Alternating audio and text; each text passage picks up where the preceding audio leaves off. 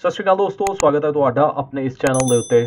ਤੇ ਦੋਸਤੋ ਅੱਜ ਦੀ ਵੀਡੀਓ ਦੇ ਵਿੱਚ ਮੈਂ ਤੁਹਾਡੇ ਲਈ ਲੈ ਕੇ ਆਇਆ, ਜਿਵੇਂ ਕਿ ਤੁਹਾਨੂੰ ਪਤਾ ਹੀ ਹੈ ਸਾਰਿਆਂ ਨੂੰ ਕਿ 15/1/15 ਦਾ ਜੋ ਨੋਟੀਫਿਕੇਸ਼ਨ ਸੀ ਉਹ Punjab and Haryana high court ਵੱਲੋਂ ਕੈਂਸਲ ਕਰ ਦਿੱਤਾ ਗਿਆ, ਕੁਐਸ਼ ਕਰ ਦਿੱਤਾ ਗਿਆ।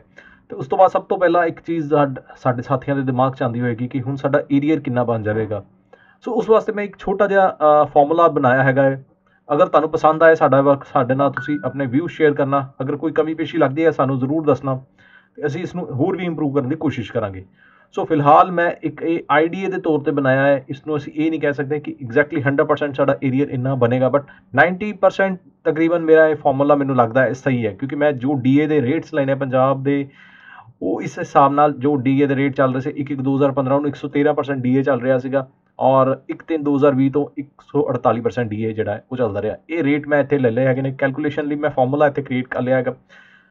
ਸੋ ਇੱਥੇ ਮੈਂ ਇੱਕ ਜਿਹੜੀ ਚੀਜ਼ ਮੈਂ ਤੁਹਾਨੂੰ ਦੱਸਣਾ ਚਾਹਾਂਗਾ, ਮੈਂ ਇੱਥੇ ਅਜ਼ਿਊਮ ਕਰਕੇ ਚੱਲ ਰਿਹਾ ਕਿ ਇੰਪਲੋਈ ਜਿਹੜਾ ਹੈ ਫਸਟ ਮਹੀਨੇ ਦੀ ਪਹਿਲੀ ਤਰੀਕ ਨੂੰ ਜਿਹੜਾ ਹੈ ਉਹ ਜੌਬ 'ਚ ਆਉਂਦਾ ਹੈ, ਕਿਉਂਕਿ ਦਿਨਾਂ ਦੀ ਕੈਲਕੂਲੇਸ਼ਨ ਸੀ ਉਹ ਥੋੜੀ ਮੇਰੇ ਲਈ ਮੁਸ਼ਕਿਲ ਹੋ ਰਹੀ ਸੀ। ਇਸ ਕਰਕੇ ਮੈਂ ਸਿਰਫ ਇਹ ਅਜ਼ਿਊਮ ਕਰਕੇ ਚੱਲਿਆ ਕਿ ਇੰਪਲੋਈ ਜਿਹੜਾ ਇੱਕ ਪਹਿਲੇ ਮਹੀਨੇ ਦੀ ਪਹਿਲੀ ਤਰੀਕ ਨੂੰ ਜਿਹੜਾ ਜੌਬ 'ਚ ਆ ਜਾਂਦਾ, ਜਿਸ ਕਰਕੇ ਕੈਲਕੂਲੇਸ਼ਨ ਵੀ ਮੈਨੂੰ ਕਰਨੀ ਈਜ਼ੀ ਰਹੇ ਤੇ ਤੁਹਾਨੂੰ ਵੀ ਇੱਕ ਆਈਡੀਆ ਮਿਲ ਜਾਵੇ। ਸੋ ਕੁਛ 10-15 ਦਿਨਾਂ ਦਾ ਅਗਰ ਏਰੀਆ ਦੀ ਗੱਲ ਕਰਾਂਗੇ ਉਹ ਹੋ ਸਕਦਾ ਤੁਹਾਡਾ ਅੱਗੇ ਪਿੱਛੇ ਹੋ ਜਾਏ, ਅਦਰਵਾਈਜ਼ ਬਾਕੀ ਜਿਹੜਾ ਤੁਹਾਡਾ ਹੈ ਉਹ ਆਲਮੋਸਟ ਇਹੀ ਬਣੇਗਾ। ਸੋ ਇੱਕ ਐਗਜ਼ਾਮਪਲ ਦੇ ਤੌਰ ਤੇ ਮੈਂ ਲੈ ਰਿਹਾ ਹਾਂ ਇੱਕ ਇੰਪਲੋਈ ਸਾਡਾ ਸਾਥੀ ਜਿਹੜਾ ਕਿ ਕਲੈਰੀਕਲ ਗ੍ਰੇਡ ਦੇ ਵਿੱਚ ਆਉਂਦਾ ਹੈ, ਜਿਸ ਦੀ ਬੇਸਿਕ ਪੇ 13,500 ਬਣਦੀ ਹੈ 2006 ਦੇ ਗ੍ਰੇਡ ਪੇ ਦੇ ਅਕੋਰਡਿੰਗ, ਜਿਹੜਾ 2011 ਦੇ ਵਿੱਚ ਰਿਵਾਈਜ਼ ਹੋਇਆ, ਤੇ 13,500 ਜਿਹੜੀ ਬੇਸਿਕ ਪੇ ਬਣਦੀ ਹੈ ਸਾਡੇ ਕਲਰਕ ਸਾਥੀ ਦੀ।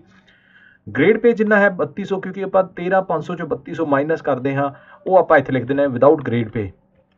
ਸੋ 13,500 ਦੇ ਵਿੱਚ 3200 ਅਗਰ ਮਾਈਨਸ ਕਰਦੀ ਹੈ 10,300 ਜਿਹੜੀ ਹੈ ਉਹ ਸਾਡੀ ਬੇਸਿਕ ਪੇ ਬਣ ਜਾਂਦੀ ਹੈਗੀ। ਔਰ ਉਸ ਤੋਂ ਬਾਅਦ HRA, ਜਿੱਦਾਂ ਤੁਸੀਂ ਕਹੋਗੇ 20% ਮੈਂ ਇੱਥੇ HRA ਲਿਖਿਆ, ਤੁਸੀਂ 16% ਕਰ ਸਕਦੇ ਹੋ ਅਗਰ ਪੇਂਡੂ ਖੇਤਰ ਹੈ, ਤੇ 20% ਕਰ ਸਕਦੇ ਹੋ ਅਗਰ ਸ਼ਹਿਰੀ ਖੇਤਰ ਦਾ ਇੰਪਲੋਈ ਕੈਲਕੂਲੇਟ ਕਰਨਾ ਚਾਹੁੰਦਾ ਹੈ ਆਪਣਾ ਏਰੀਆ। ਮੋਬਾਈਲ ਅਲਾਉੈਂਸ ਤੇ ਜਿਹੜਾ ਬਾਕੀ ਮੈਡੀਕਲ ਅਲਾਉੈਂਸ ਹੈ ਉਹ ਇੱਥੇ ਵੀ ਹੀ ਐਡ ਕਰ ਦਿੱਤਾ ਗਿਆ। ਮੋਬਾਈਲ ਤੇ 500 ਰੁਪਈਆ ਮੈਡੀਕਲ ਭੱਤਾ, 250 ਰੁਪਈਆ ਮੋਬਾਈਲ ਦਾ ਇੱਥੇ ਐਡ ਕਰ ਦਿੱਤਾ। ਇਸ ਨੂੰ ਘਟਾ ਵਧਾ ਸਕਦੇ ਹੋ ਤੁਸੀਂ ਆਪਣੇ ਅਕੋਰਡਿੰਗ, ਜਿੰਨਾ ਤੁਹਾਡਾ ਮੋਬਾਈਲ ਦਾ ਭੱਤਾ ਬਣਦਾ ਹੋਏਗਾ। GIS ਜਿੰਨਾ ਆਪਾਂ ਮਾਈਨਸ ਕਰਨਾ ਚਾਹੀਏ ਉਹ ਆਪਾਂ ਇੱਥੇ ਅਮਾਊਂਟ ਜਿਹੜੀ ਆ ਮੈਂਸ਼ਨ ਕਰ ਦੇਵਾਂਗੇ। ਸੋ ਉਸ ਤੋਂ ਬਾਅਦ ਜਿਹੜਾ ਮੰਥਲੀ ਕੈਲਕੂਲੇਸ਼ਨ ਹੈ ਉਹ ਕਿਵੇਂ ਕਰਨੀ ਹੈ। ਮੰਥਲੀ ਕੈਲਕੂਲੇਸ਼ਨ ਦੇ ਵਿੱਚ ਮੈਂ ਤੁਹਾਡਾ ਇੱਥੇ ਮੰਥ ਮੈਂਸ਼ਨ ਕਰ ਦਿੱਤਾ ਹੈਗਾ, DA ਦਾ ਰੇਟ ਮੈਂਸ਼ਨ ਕਰ ਦਿੱਤਾ ਹੈ, ਔਰ ਡੇਜ਼ ਔਰ ਡੇ ਕੈਲਕੂਲੇਟਡ ਡੇ, ਇਹਨਾਂ ਦੇ ਵਿੱਚ ਤੁਹਾਨੂੰ ਜਿਹੜਾ ਹੈ ਕੁਝ ਕਰਨ ਦੀ ਲੋੜ ਨਹੀਂ ਹੈ। ਇਹ ਫਿਲਹਾਲ ਤੁਸੀਂ ਇਗਨੋਰ ਕਰ ਸਕਦੇ ਹੋ ਲੇਟਰ ਔਨ, ਜਿਸ ਤਰ੍ਹਾਂ ਮੈਂ ਤੁਹਾਨੂੰ ਪਹਿਲਾਂ ਦੱਸ ਚੁੱਕਾ ਵੀਡੀਓ ਦੀ ਸ਼ੁਰੂਆਤ ਦੇ ਵਿੱਚ ਕਿ ਦਿਨਾਂ ਦੀ ਕੈਲਕੂਲੇਸ਼ਨ ਨਹੀਂ ਮੈਂ ਕਰ ਪਾਇਆ, ਇਸ ਕਰਕੇ ਮੈਂ ਫਿਲਹਾਲ ਇੱਥੇ ਐਜ਼ ਇਟ ਇਜ਼ ਇਹਨਾਂ ਨੂੰ ਲਿਖ ਦਿੱਤਾ ਹੈ। ਬਟ ਇਹਨਾਂ ਦੀ ਦਿਨਾਂ ਦੀ ਕੈਲਕੂਲੇਸ਼ਨ ਬਾਅਦ 'ਚ ਜਦੋਂ ਕਰਾਂਗੇ ਉਦੋਂ ਆਪਾਂ ਇੱਥੇ ਕੈਲਕੂਲੇਟ ਡੇ ਦੇ ਵਿੱਚ ਕਰ ਲਵਾਂਗੇ ਕਿ 10 ਦਿਨ ਜਾਂ 15 ਦਿਨ ਪਿਛਲੀ ਜਿਹੜੀ ਹੈਗੇ ਮੰਥ ਦੇ ਕਿੰਨੇ ਏਰੀਅਰ ਬਣੇਗਾ ਜਾਂ ਕਿਸ ਤਰ੍ਹਾਂ ਬਣੇਗਾ। ਹੁਣ ਉਸ ਤੋਂ ਬਾਅਦ ਕੈਲਕੂਲੇਟ ਦਿਸ ਜਿਹੜਾ ਹੈ ਈ ਵਾਲਾ ਕਾਲਮ ਤੁਸੀਂ ਦੇਖ ਰਹੇ ਹੋ ਨਾ, ਕੈਲਕੂਲੇਟ ਦਿਸ, ਇਸ ਦੇ ਵਿੱਚ ਅਸੀਂ ਉਸ ਮਹੀਨੇ ਨੂੰ 1 ਕਰ ਦੇਣਾ ਹੈ ਜਿਸ ਮਹੀਨੇ ਦਾ ਅਸੀਂ ਏਰੀਅਰ ਕਾਊਂਟ ਕਰਨਾ ਚਾਹੁੰਦੇ ਹਾਂ।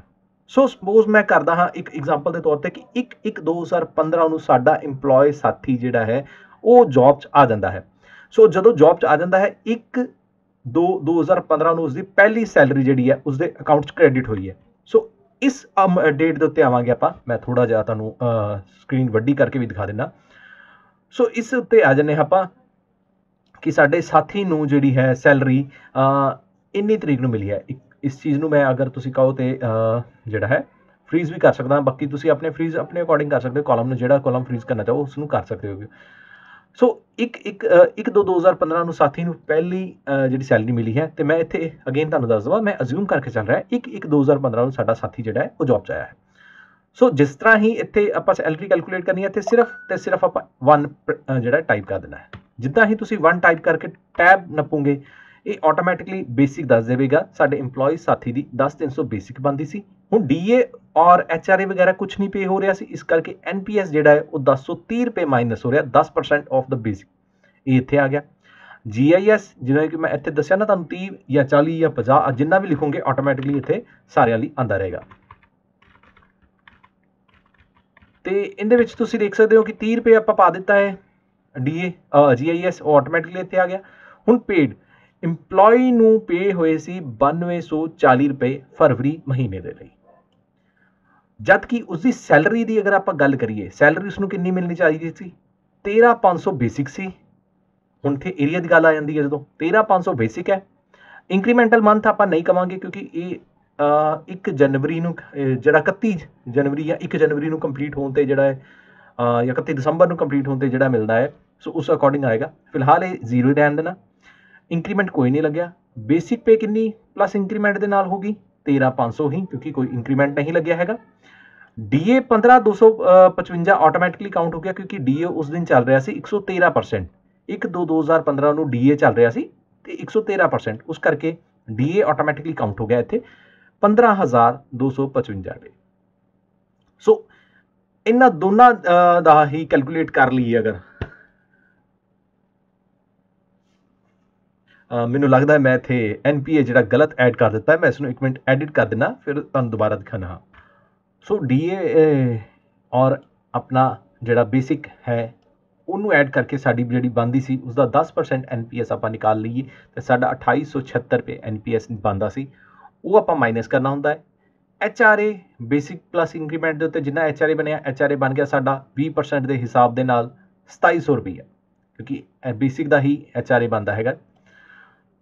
ਮੋਬਾਈਲ ਅਲਾਊਂਸ ਜਿੱਦਾਂ ਕਿ ਤੁਹਾਨੂੰ ਮੈਂ ਇੱਥੇ ਦੱਸਿਆ ਸੀ ਨਾ ਪਿੱਛੇ ਜੇ ਕਿ ਇੱਥੇ ਜਿੰਨਾ ਮੋਬਾਈਲ ਤੇ ਮੈਡੀਕਲ ਅਲਾਊਂਸ ਬਣਨਾ ਹੈ ਉਹ ਇੱਥੇ ਭਰ ਦੂੰਗੇ ਤੇ ਆਟੋਮੈਟਿਕਲੀ ਤੇ 750 ਆ ਗਿਆ। GIS 30 ਰੁਪਏ ਮਾਈਨਸ ਕਰਕੇ ਪੇਬਲ ਹੁੰਦਾ ਹੈ 29,299 ਰੁਪਏ, ਜਿਸ ਦੇ ਵਿੱਚੋਂ ਸਾਨੂੰ ਪੇ ਕਿੰਨਾ ਹੋਇਆ ਸੀਗਾ 9240 ਰੁਪਏ ਤੇ 29,299 ਚੋਂ 9240 ਰੁਪਏ ਮਾਈਨਸ ਕਰਨ ਦੇ ਬਾਅਦ ਸਾਡੇ ਕੋਲ ਜਿਹੜਾ ਏਰੀਅਰ ਬਚਦਾ ਹੈ ਉਹ ਹੈਗਾ ਹੈ 20,059 ਰੁਪਏ।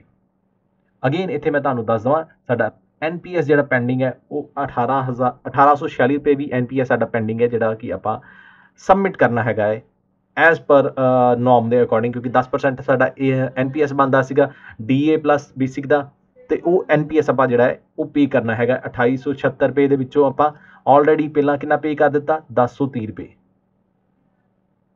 1030 ਰੁਪਏ ਆਪਾਂ ਅਗਰ ਪੇ ਕਰ ਦਿੱਤਾ ਤੇ ਦੈਨ 1846 ਰੁਪਏ ਸਾਡਾ NPS ਪੈਂਡਿੰਗ ਬਚ ਗਿਆ, ਉਹ ਅਸੀਂ ਪੇ ਕਰਨਾ ਹੈ। ਸੋ ਇਸੇ ਤਰੀਕੇ ਦੇ ਨਾਲ ਮੈਂ ਹੁਣ ਸੈਕਿੰਡ ਮੰਥ ਯਾਨੀ ਕਿ ਫੈਬ ਪੇ ਇਨ ਮਾਰਚ ਉਹ ਕੈਲਕੂਲੇਟ ਕਰ ਲਿਆ, ਅਪ੍ਰੈਲ ਕੈਲਕੂਲੇਟ ਕਰ ਲਿਆ, ਮਈ, ਜੂਨ, ਜੁਲਾਈ, ਅਗਸਤ, ਸੈਪਟੰਬਰ, ਅਕਤੂਬਰ, ਨਵੰਬਰ ਔਰ ਦਸੰਬਰ। ਹੁਣ ਆ ਜਾਂਦਾ ਹੈ ਸਾਡਾ ਇੰਕਰੀਮੈਂਟ ਦਾ ਮਹੀਨਾ। ਜਦੋਂ 1/1/2016 ਨੂੰ ਸਾਡਾ EMPLOYEE ਸਾਥੀ ਜਿਹੜਾ ਹੈ ਉਸ ਦੀ ਸੈਲਰੀ ਕੈਲਕੂਲੇਟ ਹੁੰਦੀ ਹੈ ਉਸ ਦੇ ਵਿੱਚ ਉਸ ਨੂੰ ਲੱਗੇਗਾ ਇੰਕਰੀਮੈਂਟ। ਸੋ ਇੱਥੇ ਆਪਾਂ ਇੰਕਰੀਮੈਂਟ ਮੰਥ ਜਿਹੜਾ ਹੈ ਉਹ ਦੱਸ ਦਿੰਦੇ ਆ।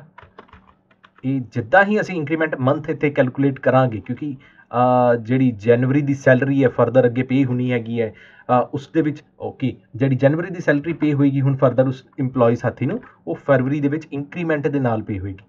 ਸੋ ਆਪਾਂ ਇੱਥੇ ਜਦੋਂ ਫਰਵਰੀ ਦੀ ਸੈਲਰੀ ਜਨਵਰੀ ਡਰਾ ਇਨ ਫੈਬਰੀ ਕਰਾਂਗੇ ਇੱਥੇ ਆਪਾਂ ਇੰਕਰੀਮੈਂਟ ਦਾ ਐਡ ਕਰ ਦੇਵਾਂਗੇ। ਸੋ ਜਿਸ ਤਰ੍ਹਾਂ ਹੀ ਅਸੀਂ ਐਡ ਕੀਤਾ ਸਾਡਾ ਆਟੋਮੈਟਿਕਲੀ ਇੱਕ ਇੰਕਰੀਮੈਂਟ ਲੱਗ ਗਿਆ।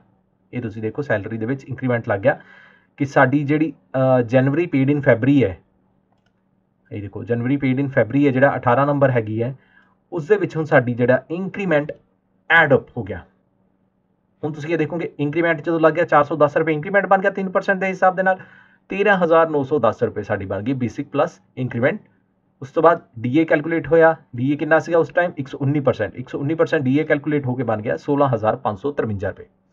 ਉਸ ਦੇ ਉੱਤੇ NPS 3,046 ਰੁਪਏ, HRA 2782, ਅਗੇਨ ਮੈਡੀਕਲ ਔਰ ਮੋਬਾਈਲ 30 ਰੁਪਏ, GIS ਕਰਾ ਕੇ ਕਟਾ ਕੇ ਸਾਡੇ ਕੋਲ ਮਿਲਿਆ 30,919 ਰੁਪਏ, ਜਿਸ ਦੇ ਵਿੱਚੋਂ ਪੇ ਕਿੰਨੇ ਹੋਏ ਸੀ ਸਾਨੂੰ 9240 ਰੁਪਏ ਕਿਉਂਕਿ ਸਾਡੇ ਕੋਈ DA ਨਹੀਂ ਇੰਪਲੀਮੈਂਟ ਹੋ ਰਿਹਾ ਸੀ ਇਸ ਲਈ ਸਾਰੇ 9240 ਰੁਪਏ ਕੱਟੇ ਜਾ ਰਹੇ ਸਨ।